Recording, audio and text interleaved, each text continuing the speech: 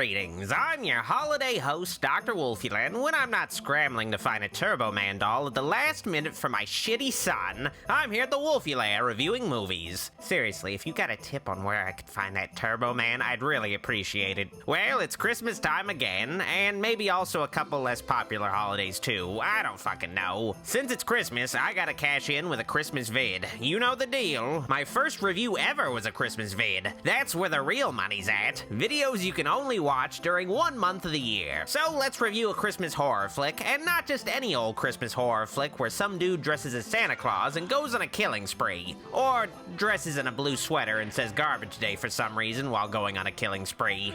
Garbage day! Huh? No! No siree, I'm reviewing Krampus, directed by Michael Dougherty and released in 2015. Michael Dougherty himself directed the Halloween horror classic Trick or Treat, so it only seemed right for the guy to tackle the horrors lurking within the normally not so horrifying holiday of Christmas. Horrors like Krampus. Krampus is a demonic goat dude, a mythical creature of European folklore, and I'm talking about the weird European, those freaky parts of that continent. You know what I'm talking about. Anywho, Krampus is, well, a monster who, like Santa Claus, visits children every Christmas but with the exact opposite purpose. Krampus punishes wicked children. So instead of the whole namby-pamby Santa leaving coal shtick in the States, in Europe, a fucking demon will show up at your house if your kid's been a dick that year. Fucking hardcore. Krampus was actually outlawed in its countries of origin for maybe being a little too sacrilegious, but as of late, the figure has been making a resurgence, especially within pop culture, and you'd think there'd have been a decent horror film made of Krampus by 2015, but no, not really. Just a bunch of direct-to-video shit that started seeing release in the early 2010s. So a theatrical film helmed by somebody like Michael Dougherty was much needed to give the Krampus mythos a jolt of added credibility. But is Krampus truly worthy of its title? Let's see, shall we? Before getting onto the plot, I just want to point out that the movie actually opens with a mostly unrelated satirical title sequence depicting holiday shopping chaos. It's pretty darkly funny and memorable, doing a good job establishing how horrifying Christmas can be in reality, but at the same time, a few moments in the sequence come off a little too over the top. Within this store of mayhem, a holiday play featuring children is for some reason being staged, and it's here where we meet the main characters of the film, the Angle family, Little Max Angle in particular, who's getting his ass kicked by a wise man, whilst dressed as a red-nosed reindeer, and is peeled away by his parents, Tom and Sarah, played by Adam Scott and Toni Collette, respectively. You see, Max is an avid lover of the holiday, and can't stand anybody espousing Scrooge-like views. Yeah, but Victor Klinsky's always ragging on Christmas. He even told the first graders that Santa was just a cheap marketing ploy invented to sell Pepsi. Coke. You know what I mean? Wouldn't be such a problem if it wasn't for the fact that the upper-class Angles get their annual holiday visit from their relatives on the mother's lower-class side of the family, and they don't necessarily have the most Christmas cheer. Let me help you. Oh, no, get that!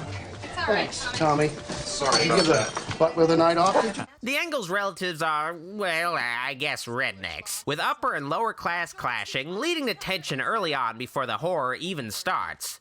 Oh, Aunt Dorothy, it's so great to see you. Yeah, well, your sister's no Mother Teresa, but at least she swings by every once in a while to make sure that I'm not dead. This is real-life family horror, with clearly contrasting views of how to celebrate Christmas properly made abundantly clear. Remember that your Aunt Sarah likes everything to be clean and perfect, and that's why she makes so much food that you can't pronounce. Honestly, it seems like David Koechner's family was invited by Adam Scott's family to show up for Christmas, but why, really? I know family can kind of get on your nerves at times, but these fucking people seem to just hate each other outright, with open contempt at every opportunity, especially coming from Aunt Dorothy, who's a total bitch. So what kind of godforsaken concoction are you whipping up now? Who'd want to celebrate Christmas with a bunch of assholes? Just say you're on vacation during the holidays. Oh, whatever. I think it'd just make more sense if the David Koechner family just suddenly popped up and imposed, like Cousin Eddie in Christmas Vacation. Cause you fucking know Clark Griswold would not want him anywhere near his fun old-fashioned family Christmas. I feel like the dickish characters are taken a little too far to the extreme. I honestly think their shitty behavior would warrant an immediate dismissal by the Angles. Let's make some memories, huh?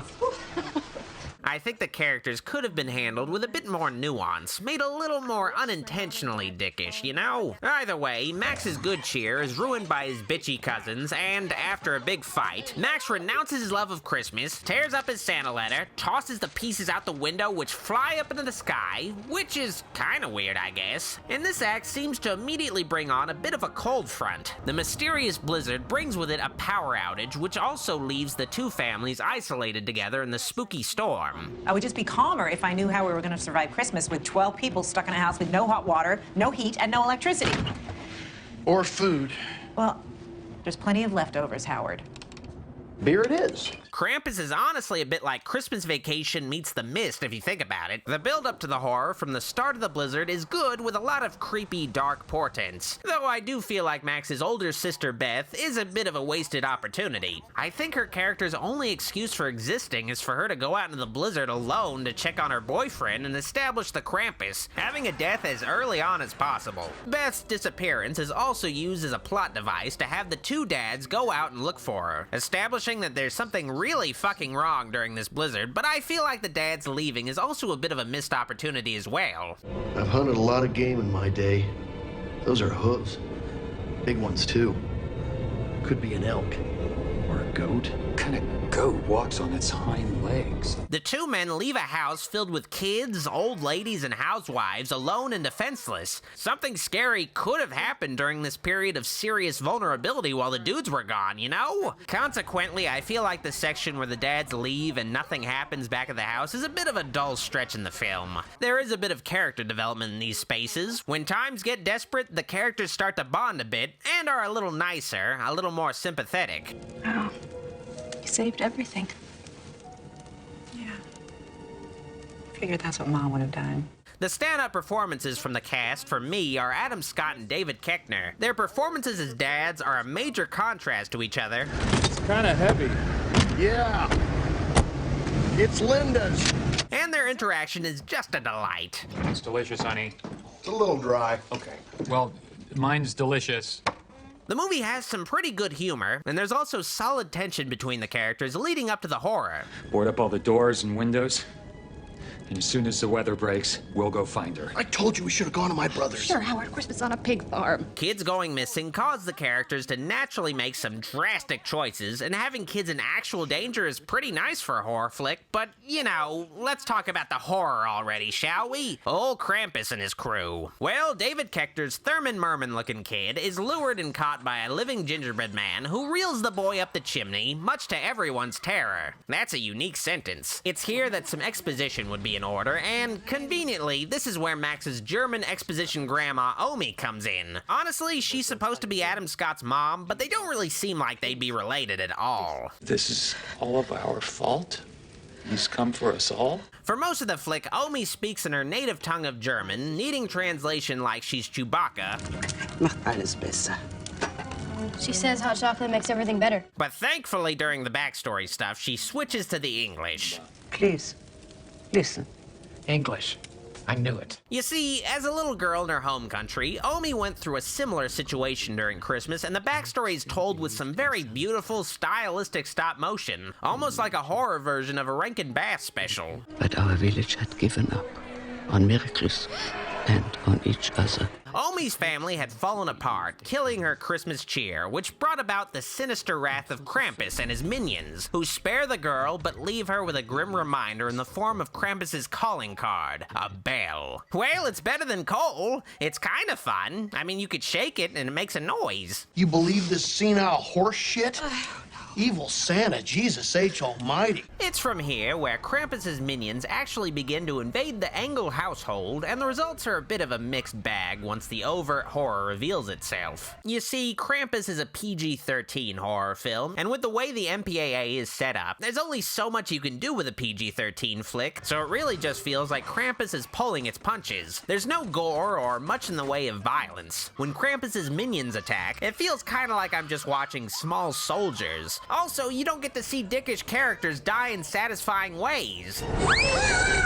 twisted fairy tale horseshit! Since it doesn't have much in the way of gore, though, the movie isn't quite as vicious as other horror Christmas movies, so you get a reasonably scary flick that you're more likely able to watch with a family compared to other Christmas horror flicks that have, like, Santa molesting and then killing a mother. Krampus is just a bit more family appropriate than that, you know? I will say, even though the flick holds back and it never feels quite like there's much in the way of real danger, most of Krampus's minions are horrifyingly creepy. Michael Dougherty outdid himself with many of the designs, the spooky angel and the disturbing Jack-in-the-Box worm in particular. The CGI gingerbread men are another story. I don't know, there's just not a lot of ways that the gingerbread men could be pulled off, but when they're CGI, they really stand out compared to everything else being practical effects. They also just give me a Minions vibe. They could have had a much more disturbing design. Honestly, they're just too cute. In the end, when it finally becomes time for Krampus's elves to show up, it just feels like you're watching scare actors at Halloween Horror Nights that aren't allowed to touch the guests.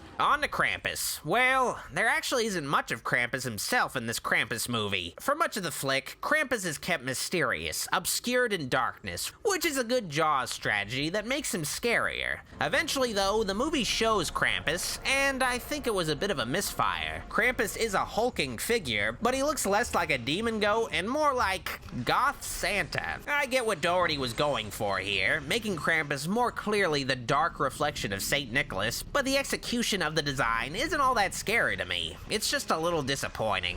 I would have liked to see a freakier looking Krampus or just not see him at all up close. Spoiler time! If you haven't seen the flick and want to be a good little boy or girl, skip to the time code. But if you're naughty, watch on. In the end, Krampus captures all of Max's family, leaving Max alone with the dreaded Belle. But Max isn't gonna settle for a damn cyclical ending, and waltzes over to the Krampus' crew, who are banishing the boys' folks to hell, I guess. Max tries to appeal to Krampus' obvious good nature, and asks the mutated homeless guy to take him instead. Please.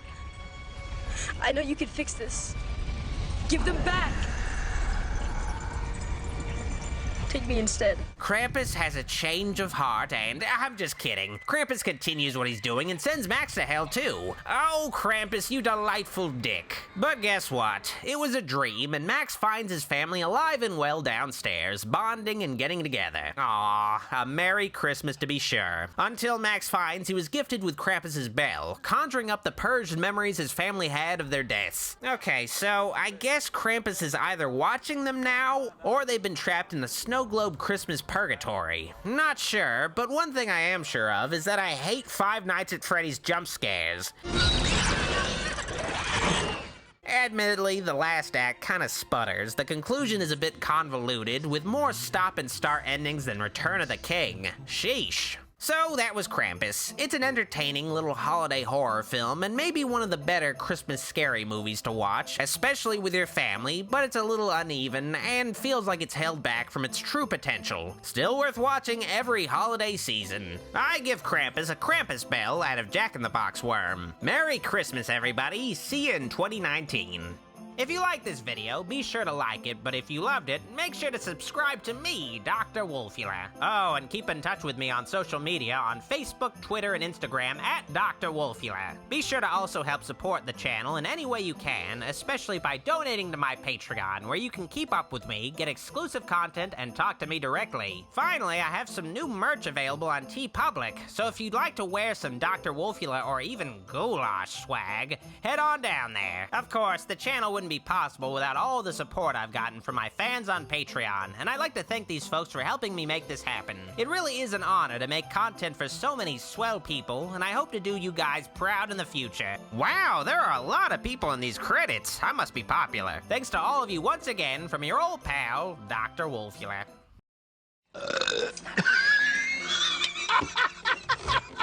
That's my boy! That's my boy! It sure is.